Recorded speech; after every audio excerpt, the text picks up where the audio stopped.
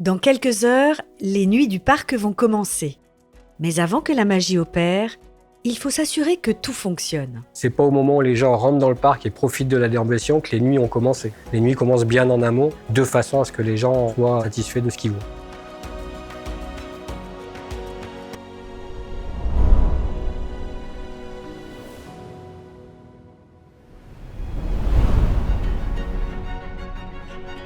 Chaque hiver, le parc des oiseaux se transforme.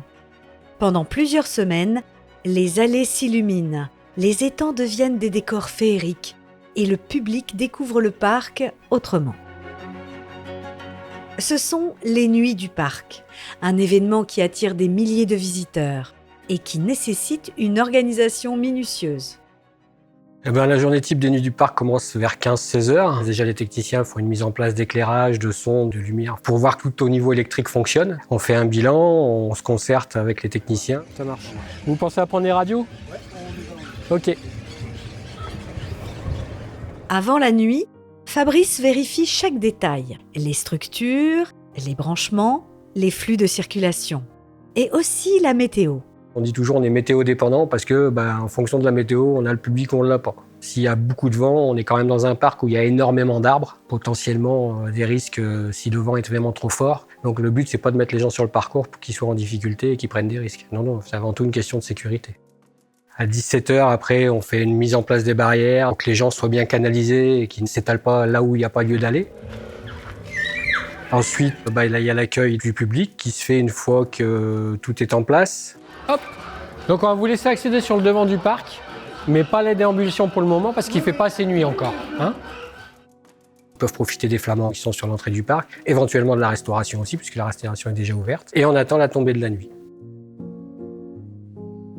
À la tombée de la nuit, le parc change de visage. Pendant que le public s'émerveille, Fabrice s'assure que tout va bien. J'ai 2 techniciens qui font le tour régulièrement pour voir que tout fonctionne, tout va bien. On est en relation par talkie-walkie et on se parle régulièrement toute la soirée. C'est moi qui leur donne le début de la déambulation, c'est moi qui leur donne le clap de fin pour éteindre. S'il y a un truc qui ne va pas, je les rejoins et puis on essaie de trouver des solutions. Et puis on laisse les gens tranquilles parce qu'ils sont là pour profiter. Donc il y en a qui font 2 fois, 3 fois. Il y en a même un monsieur, il est venu 6 fois, il a fait 4 fois le tour à chaque fois.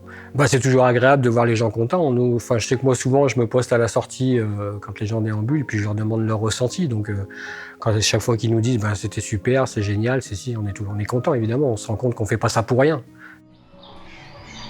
Messieurs, clap de fin, c'est bon, vous pouvez éteindre pour ce soir. Merci. Ok Fabrice, bien reçu.